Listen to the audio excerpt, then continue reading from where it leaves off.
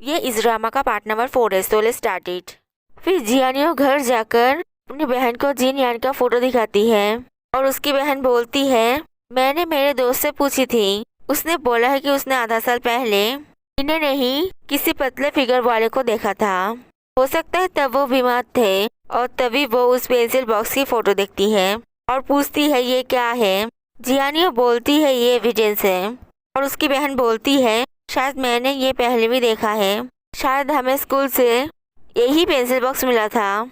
इसीलिए अगले दिन जियानियो जिन यान के साथ पूछताछ करने के लिए उसी स्कूल में जाती है और जिन यान को बोलती है क्या वो बच्चा इस स्कूल का हो सकता है। जिन यान बोलता है नहीं, ये स्कूल यहाँ के सबसे अच्छे स्कूलों में से एक है। अगर यहाँ से कोई स्टूडेंट गायब होता तो जरूर मिसिंग रिपोर्ट किया गया होता। फिर जियानियो उस स्कूल के टीचर से उस पेंसिल बॉक्स के बारे में पूछती है और वो टीचर उसे बताते हैं वो pencil box annual sports festival का 3rd प्राइज है जो 14 बच्चों को दिया गया था। वो सभी अभी वेकेशन पे हैं और मैंने उन्हें स्कूल में आने के लिए बोल दिया है। फिर जिन यान वहाँ से जाने लगता है और जियानियो को बोलता है तुम यहाँ रहकर उन बच्चों से पूछताछ करना। जियानियो बोलती है मैं उन बच्चों से क्या पूछूंगी। जिन यान बोलता है तुम समझदार हो, तुम्हें जो लगता है कि पूछना चाहिए वो पूछना। फिर जियानियो सारे बच्चों से पूछताछ करती है लेकिन उसे कुछ भी इम्पोर्टेंट नहीं मिलता है। और दूसरी तरफ जिन यान जहाँ बॉडी मिला था वहाँ चेक करने जाता है और तभी जियानियो उसे फोन कर बोलती है मैंने बच्चों से पूछताछ किया है, उनमें से कुछ ने वो पेंसिल बॉक्स खुद यूज किया है, कुछ ने दूसरों को दे दिया है और कुछ भूल गए हैं कि उन्होंने वो पेंसिल बॉक्स कहाँ रखा है। मुझे नहीं लगता है कि उस पेंसिल बॉक्स से हमारी कोई हेल्प होगी। जिन यान बोलता है वो बच्चा उस स्कूल में नहीं पता था लेकिन फिर भी उसके पास वो पेंसिल बॉक्स था और उसने जो पैंट पहना था वो भी उसके साइज का नहीं था। इसका मतलब उन 14 बच्चों में से कोई उसे जानता है और वो उसे अपना सामान देता था। तो मुझे उनका एड्रेस भेजो। फिर जर्रन जिन यान को फोन कर बोलता है हमने सब दुकानों में चेक किया है लेकिन किसी ने भी उतना सारा ब्रेड नहीं खरीदा है। जिन यान बोलता है किलर ने बहुत सारा मेटल खरीदा होगा जिससे उसने ब्लेड बनाया होगा। जर्रन मेटल शॉप चेक करता हूँ बोलकर फोन रख देता है। फिर जिन यान मैप में वो सब जगह देखता है जहाँ से बच्चे गायब हुए थे और वो देखता है कि सारे बच्चे डोंगजियांग रोड के आसपास से गायब हुए हैं।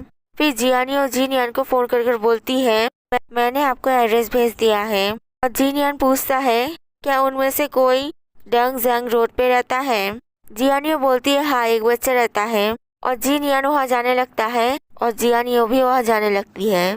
फिर जर्रन जिन यान को फोन कर बोलता है हमें वैसा 3 शॉप मिला है। जिन यान बोलता है उनमें से एक शॉप जरूर डोंगजियांग रोड पे होगा, उसी शॉप का ओनर नहीं तो एम्प्लॉय मर्डरर है। और जर्रन भी पुलिस लेकर वहाँ जाने लगता है। फिर जिन यान उस शॉप में जाता है और देखता है वहाँ कोई नहीं है। फिर कुछ देर बाद उस शॉप का ओनर आता है और वो जिन यान को देखकर भागने लगता है और जिन यान भी उसके पीछे भागता है। तभी वह पुलिस भी आते हैं और उसके पीछे भागते हैं और सामने से जियानियो आती है और एक डंडा से मर्डरर के सर पे मारती है जिससे वो गिर जाता है और पुलिस उसे पकड़ लेता है। फिर वो सभी उस दुकान में चेक करने के लिए जाते हैं और वहाँ बेसमेंट में वो लोग वो किलिंग मशीन देखते हैं और देखता है कि किलर ने हाथ मुंह बांधकर उस बच्चे को बंद करके रखा है। फिर जर्रन उस बच्चे को हॉस्पिटल ले जाता है और जिन यान विक्टिम और मर्डरर का फीलिंग एक्सपीरियंस करने के लिए उस किलिंग मशीन के नीचे लेट जाता है और इमेजिन करता है कि वो खुद ही अपने ऊपर वो मशीन गिराता है। फिर वो जियानियो को बोलता है मैं ज्यादा लंबा हूँ, तुम्हारी हाइट उन बच्चों के हाइट के जैसा है इसीलिए तुम वहाँ लेट जाओ। और जियानियो डरकर बोलती है नहीं। फिर वो दोनों बाहर जाते हैं और मर्डरर को पकड़ने के समय जियानियो को चोट लगने की वजह से जिन यान उसे बैंडेज लगा देता है और तभी जिन यान डोंगजियांग रोड पे जो बच्चा रहता है उसके घर के सामने एक आदमी को बोलता है क्या आपका बेटा सिटी स्कूल में पढ़ता है और क्या 1 साल पहले उसी उम्र का कोई लड़का आपके स्टोर में रहता था। वो बोलता है हाँ।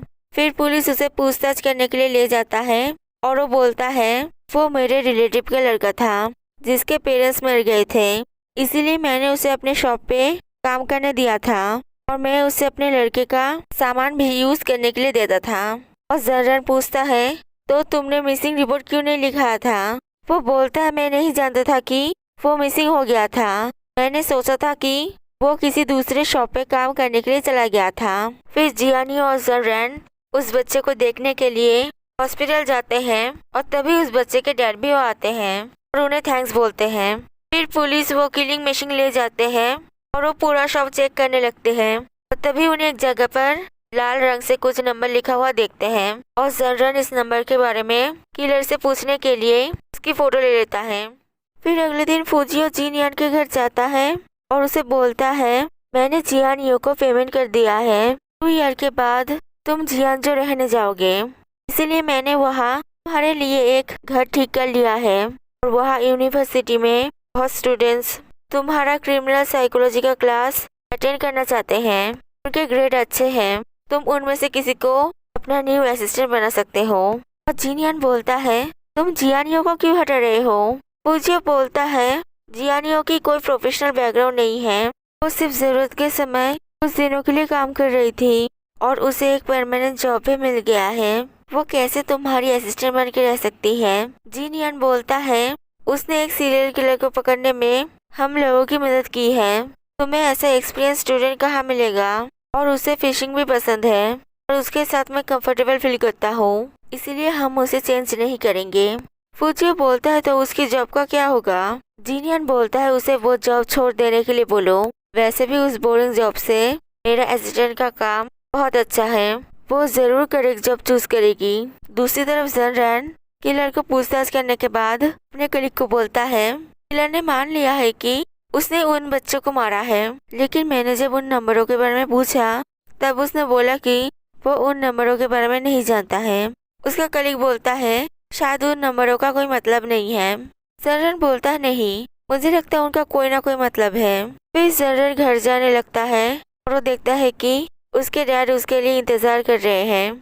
फिर वो दोनों एक साथ जाते हैं और उसके डैड उसे बोलते हैं, अभी तुम्हारा 3 दिनों का हॉलीडे है, चलो जियानियो के घर चलते हैं। अगर तुम उसे जल्दी अपने दिल की बात नहीं बताओगे तो तुम उसे खो दोगे। वो एक अच्छी लड़की है, वो जल्दी ही ग्रेजुएट होकर जॉब शुरू करने वाली है, तुम उसे अपने दिल की बात बताने में इतनी देर क्यों कर रहे हो? जर्रन बोलता है, वो मुझे प्यार नहीं करती है, मैं उससे प्यार करता हूँ। वो सिर्फ मुझे अपना दोस्त समझती है और मैं नहीं चाहता हूँ कि उससे मेरी वजह से बुरा लगे।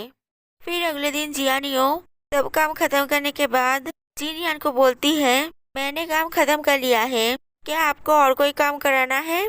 जिनयान बोलता है, नहीं। और जियानियो बोलती है, फिर मैं घर जाती हूँ। और जिनयान उसे रोककर एक फाइल देकर बोलता है, तुम मेरे असिस्टेंट का काम करो, ये 3 साल का काम करने का कॉन्ट्रैक्ट है, तुम इसमें साइन कर ये फुजियो को दे देना।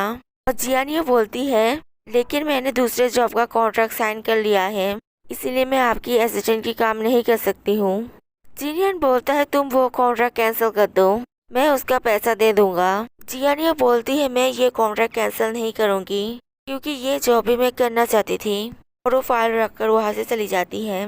फिर वो घर जाती है और उसकी बहन उसे बोलती है, क्या मिस्टर बो ड्रग लेते थे? नहीं तो वो पहले इतने पतले कैसे थे? जियानियो बोलती है, वो शायद तभी बीमार थे।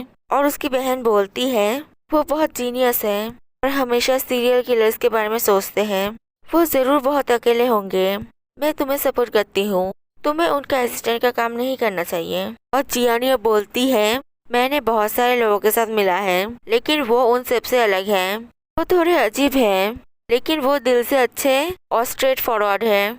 हमने मिलके एक बच्चे को बचाया है और इससे मैं खुश हूँ, लेकिन हम फिर कभी भी ये नहीं कर सकेंगे।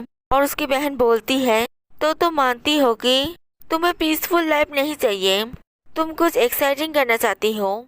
फिर अगले दिन फुजियो जिनयान को जाकर बोलता है, मैंने बहुत देर तक इंतजार किया, लेकिन जियानियो ने मुझे कॉल नहीं किया, क्या उसने तुम्हारा जॉब रिजेक्ट कर दिया है? तुमने बोला था कि वो करेक्ट जॉब चूज करेगी, इसीलिए तुमने मुझे एक रात में कॉन्ट्रैक्ट तैयार करने के लिए बोला था। और तभी वो उस मछली वाले को और उसके बेटे को देखता है और बोलता है, वो मछली वाला तुम्हें थैंक्स बोलने के लिए आया है। और जिनयान बोलता है, ये मेरा काम था, इसलिए मुझे उनका थैंक्स नहीं चाहिए, अभी मैं बिजी हूँ, इसलिए तुम चले जाओ। और फुजियो जाते हुए बोलता है, मैं तुम्हारे लिए कुछ पटाखे लाया हूँ, तुम वो यूज कर सकते हो। और वो उस मछली वाले को भी बोल देता है कि जीन यान घर पे नहीं है। फिर जीन यान जियानियो को फोन कर बोलता है मेरे पास कुछ पटाखे हैं, तुम आकर वो सब ले जाओ। जियानियो बोलती है मुझे वो नहीं चाहिए, तुम किसी और को दे दो, नहीं तो खुद यूज कर लो। जीन यान बोलता है ये सब देने के लिए मेरे पास कोई नहीं है और मुझे ये सब जलाकर टाइम वेस्ट करना भी पसंद नहीं है। और जियानियो बोलती है ठीक है, मैं मेरे बहन के साथ आ रही हूँ। और जर्रन उसके घर आया था और उस जर्रन को बोलती है मुझे मिस्टर बो के घर जाना है, क्या तुम मुझे अपनी कार की चाबी दोगे? जर्रन बोलता है मैं तुम्हें ले जाता हूँ। जियानियो बोलती है जरूरत नहीं है, मैं अपनी बहन के साथ चली जाऊंगी। और जर्रन उसे चाबी दे देता है और वो अपने बहन के साथ चली जाती है।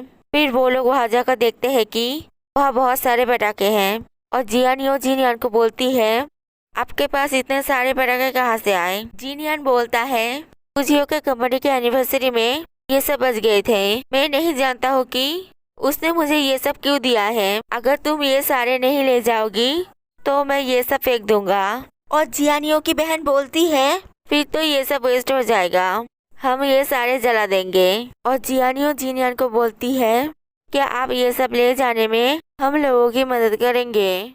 फिर जीन यान वो ले जाने में उनकी मदद करता है और वो लोग वो सब बीच में ले जाते हैं और वहाँ पे आए हुए बच्चों के साथ जलाने लगते हैं। और वहाँ एक बच्ची जियानियो को जीन यान को दिखाकर बोलती है वो आदमी पटाखा क्यों नहीं जला रहे हैं, क्या वो पटाखे से डरते हैं? और जियानियो जीन यान को बोलती है क्या तुम पटाखे जलाने नहीं आओगे? इसीलिए जीन यान पटाखे जलाने चला जाता है। और पटाखे जलाने के बाद वो उस छोटी बच्ची को बोलता है मैं इन पटाखों से नहीं डरता हूँ, मैंने बॉम्ब ब्लास्ट होते भी देखा है जो इससे कई गुना ज्यादा डरावना था। और तभी जियानियो आकर जीन यान को ले जाती है। फिर वो जीन यान को बोलती है पहले तुम इतने पतले क्यों थे, मैं सिर्फ पूछ रही हूँ, अगर तुम नहीं बताना चाहते हो तो कोई बात नहीं। जीन यान बोलता है मैं बीमार था। जियानियो बोलती है क्या तुम अभी ठीक हो? जीन यान बोलता है अगर मैं ठीक नहीं होता तो जिंदा नहीं होता। फिर जियानियो से बोलती है क्या तुम मेरे घर पे खाने के लिए आओगे, हम एक साथ हॉलीडे सेलिब्रेट कर सकते हैं। और गेस्ट आने से मेरी मॉम खुश होती है और वो बहुत अच्छा फिश भी बनाती हैं, इसीलिए जीन यान मान जाता है। If you like this video, please like and subscribe it.